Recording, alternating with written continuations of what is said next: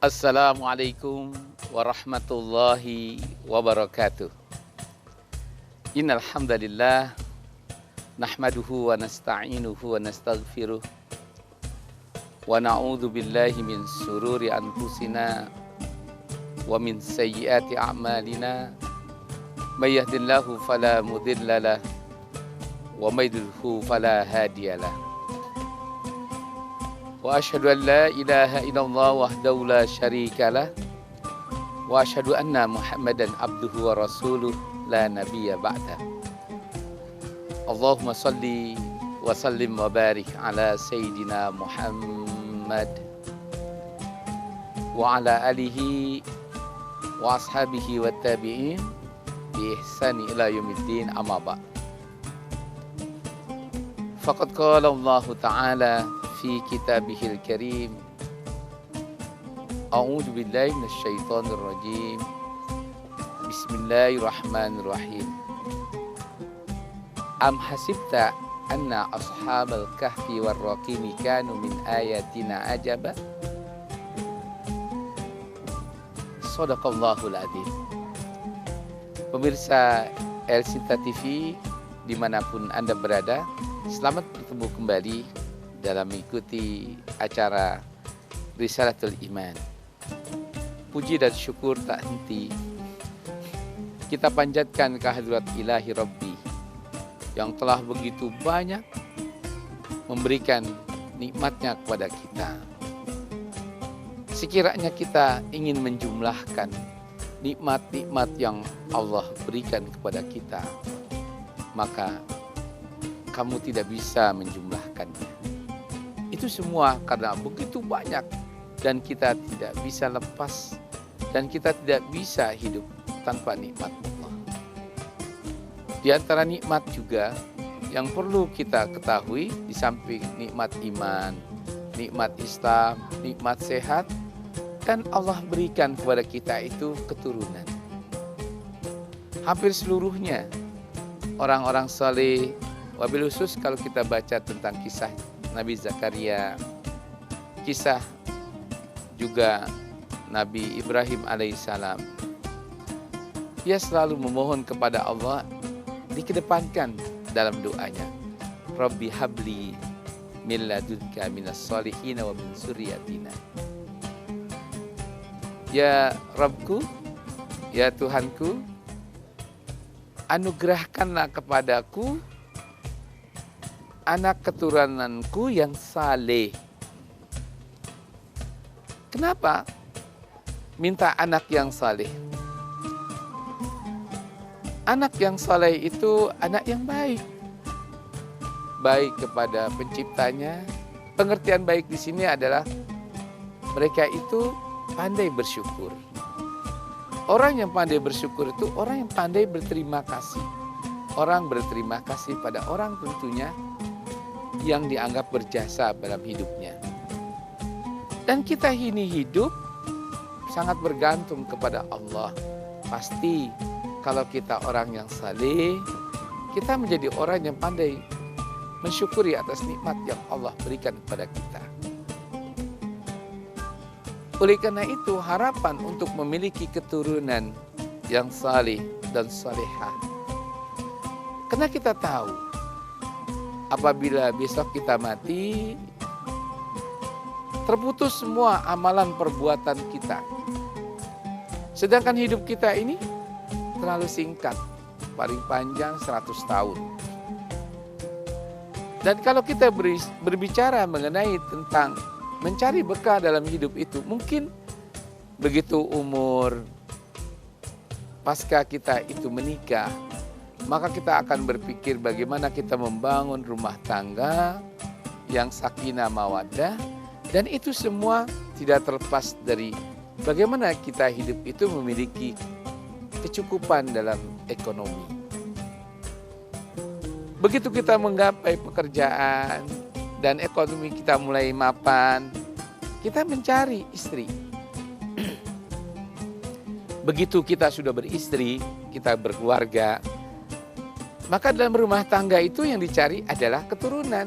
Kita selalu berdoa, Rabbana hablana min azwajina wa dzurriyyatina qurrata a'yun waj'alna lil muttaqina imama.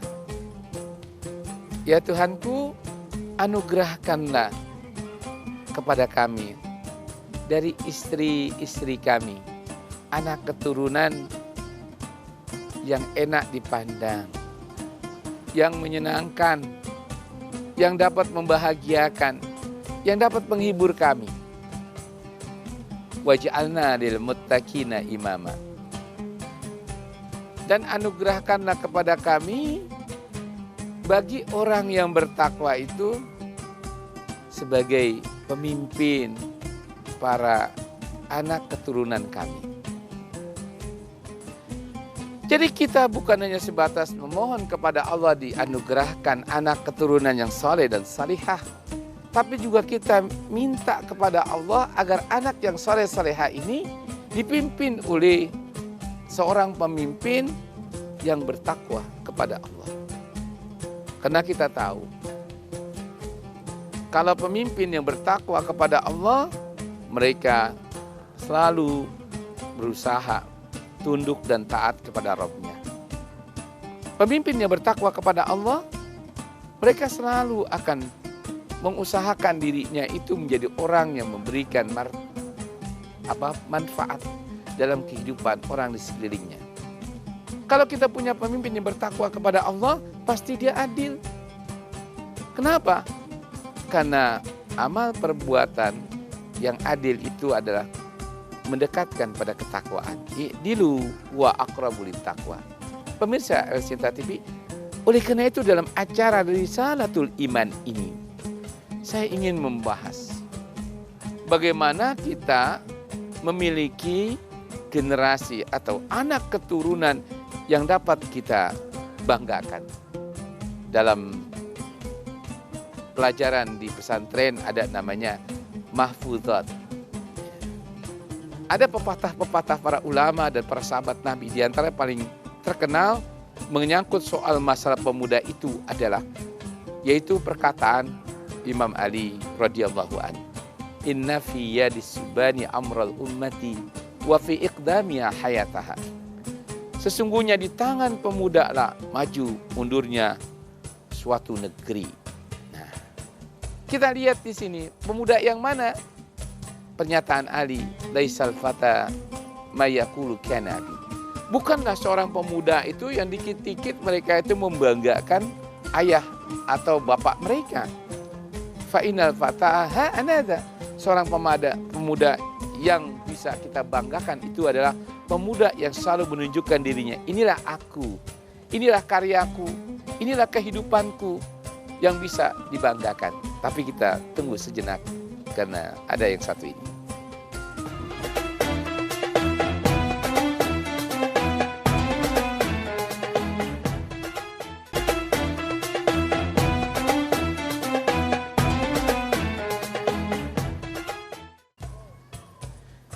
Pemirsa El-Sinta TV, dimanapun Anda berada, kita teruskan kembali tentang pemuda harapan bangsa. Jadi disinilah seharusnya para pendidik, para guru, ya, para orang tua, bagaimana kita itu mengimplementasikan pernyataan atau ucapan Imam Ali yang mengatakan di tangan pemuda itulah maju mundurnya suatu negeri. Dan pemuda yang selalu bangga dengan ekspresinya, bangga dengan amal perbuatan pekerjaannya yang baik tentunya. Nah, oleh karena itu kita berkewajiban bagi para guru, para orang tua, satu, bagaimana kita sebagai guru, sebagai imam atau kepala rumah tangga menjadikan anak-anak kita generasi penerus kita.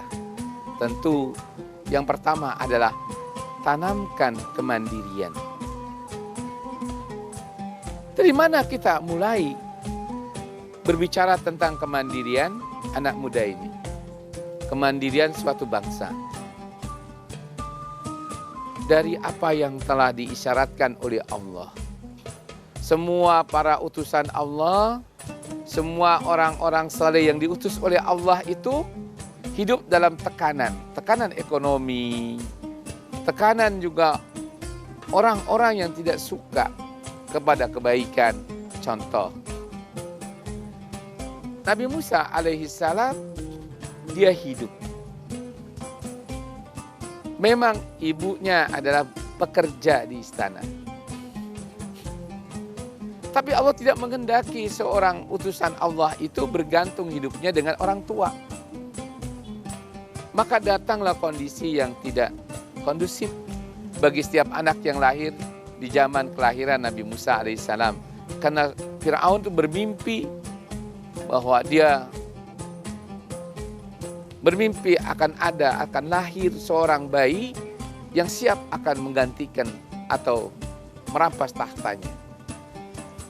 Sejak mimpinya itulah maka dia memerintahkan semua para pasukannya, para intelijennya untuk menyasar ibu-ibu yang hamil dan diperintahkan untuk melapor. Setiap ibu yang melahirkan, terutama anak laki-laki, harus diserahkan kepada kerajaan. Nah, ini diisyaratkan oleh Allah. Wa id najjainakum min ali fir'auna yasumunakum su'al adzab. Yuzabbihuna abna'akum wa yastahyuna nisa'akum. Dan ingatlah ketika kami menguji kalian dari kekejaman keluarga Fir'aun yang membiarkan setiap bayi wanita yang lahir yuzabbihuna abna'akum, dan setiap anak-anak laki kamu yang lahir dari istrimu, maka Fir'aun akan menyembelihnya.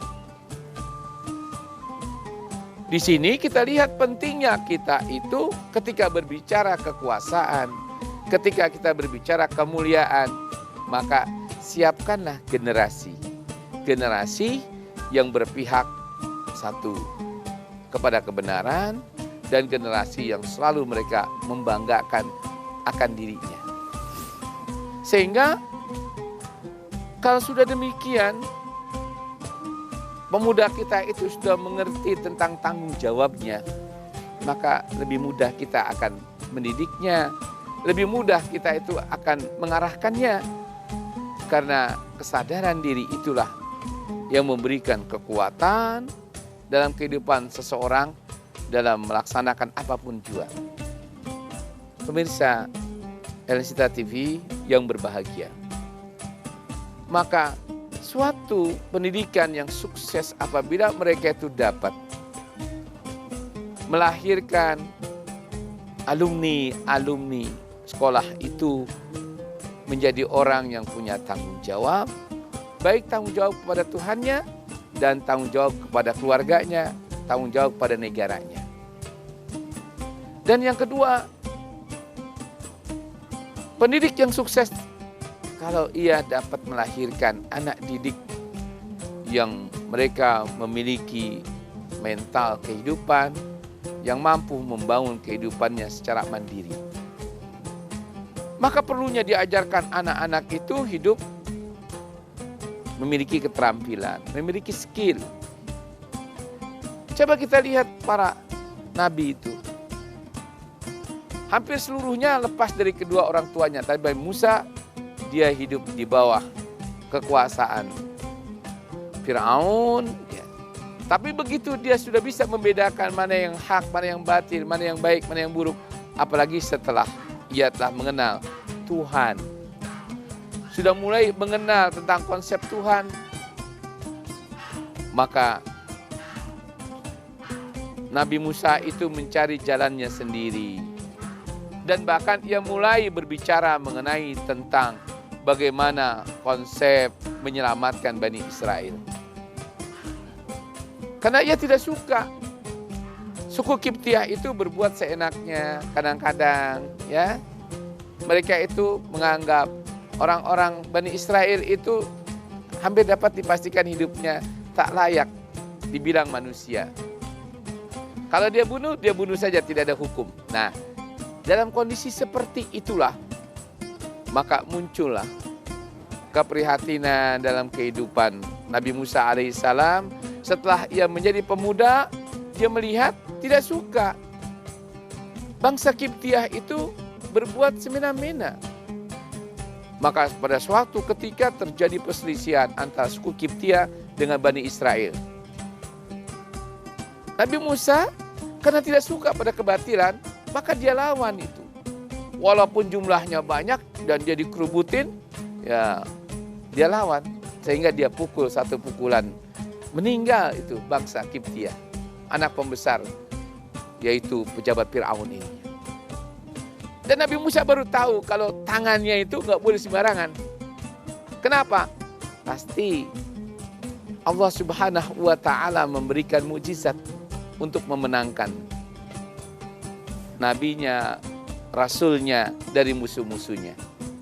Seperti inilah kisah Nabi Musa itu, maka dia sadar begitu dia menyadari memiliki kekuatan, dia makin berani. Nah, maksud saya begini. Seorang pemuda itu adalah di samping dia punya kemandirian, dan yang kedua, dia tegas sikapnya. Yang selalu bersikap untuk kepentingan orang banyak, artinya berpihak kepada kebenaran. Karena seorang pemuda itu selalu menunjukkan jati dirinya, bahwa dia adalah hidup bisa menyelamatkan orang di sekitarnya. Tapi kita tunda sejenak setelah yang satu ini.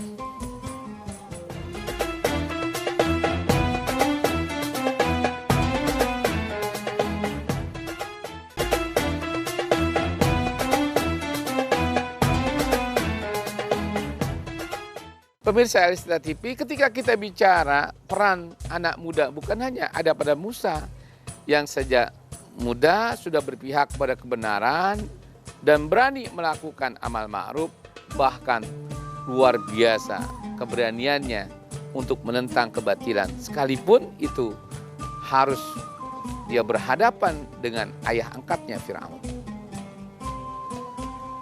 Jadi kalau seorang pemuda tadi katakan laisal fata, kata Ali, bukanlah seorang pemuda yang mengatakan kana abi, aku ini adalah anak bapakku.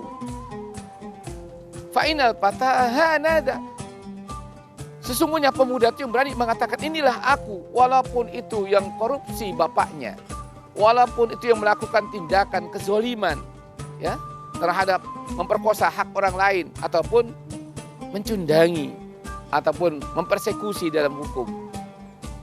Seperti apa yang terjadi saat ini. Kalau hakim-hakim itu punya generasi anak-anak sebagai penerus perjuangan kebenaran, pasti dia pulang.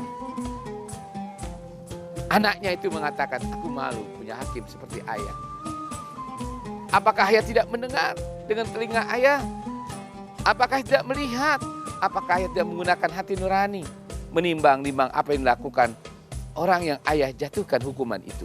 Saya yakin kalau pemudanya itu harapan bangsa, tidak ada hakim yang mereka itu lebih takut pada penguasa, lebih takut pada orang yang menitipkan hukum ketimbang mereka itu untuk menegakkan kebenaran. Nah, ini satu contoh. Apakah ada pada dalam kehidupan Nabi Musa semata? Tidak. Kita lihat Nabi Daud alaihissalam sudah berpihak pada kebenaran. Bagaimana bersama Tolut, orang yang sangat kecil, yang dikecilkan oleh Bani Israel sebagai pemimpin di kala itu. Tapi Allah munculkan seorang anak kecil lagi, yang lebih kecil dari Tolut badannya, yaitu Daud. Sehingga pepatah Nabi terwujud, la tahtakir man dunaka padikuli syai'in maziyah. Janganlah kamu menghina walaupun orang itu lebih kecil, walaupun orang itu lebih muda. Kata Imam Syafi'i, janganlah kamu melihat orang yang berkata, maka lihatlah, dengarkan apa yang diucapkan. Ini pepatah Imam Syafi'i. Oleh karena itu, ketika kita bicara mengenai tentang pemuda adalah yang menentukan kehidupan suatu bangsa, yang kata Ali, inna fi yadisubani amral ummati wa fi ikdamiya hayataha, di tangan pemuda lah maju mundur satu bangsa. Di sinilah kita lihat. Maka kalau pemuda itu sudah ABS, asal bapaknya senang, ya sudah hancur. Kalau pemuda itu sudah tidak lagi peduli dengan kehidupan, kepentingan sosial, vandalisme sudah hancur negeri ini. Kalau pemuda itu hanya mereka belajar, tapi tidak pernah berusaha untuk mengimplementasikan apa yang mereka pelajari. Sehingga mereka hanya sifatnya SDM, selamatkan diri masing-masing. Orang lain mau hidup seperti apa, apa. Nah, kalau sudah mudanya saja mereka tidak peduli, apalagi kalau sudah tua. Waktu dia masih pemuda saja yang punya waktu luas, panjang, yang tidak ada yang membatasi mereka itu untuk berkreasi, untuk menunjukkan jati dirinya. Bagaimana kalau besok sudah punya istri, punya anak? Maka kita lihat bagaimana ketika para pemimpin kita dulu ada keraguan dalam mengumumkan kemerdekaan bangsa ini. Diculik. Siapa yang menculik? Ada orang tua? Enggak, anak muda. Jadi kalau anak muda kita itu bersifat revolusioner, kalau anak muda kita bersifat radikalis dalam berpikir, wajar. Sesuatu yang bersifat revolusioner, sesuatu yang bersifat radikal belum tentu buruk.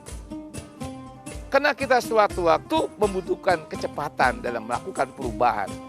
Suatu waktu kita butuh juga melakukan tindakan yang bersifat ekstrim untuk menentang situasi yang sudah tidak bisa ditolerir. Nah, inilah kalau kita lihat bagaimana itu Nabi Daud, bagaimana itu juga Nabi Ibrahim tadi, bagaimana juga kita lihat anak Nabi Ibrahim seperti Nabi Ismail alaihissalam, keberpihakannya pada ibunya setelah dia dewasa, keberpihakannya pada perintah Allah, pada ayatnya, sekalipun harus mengorbankan nyawanya.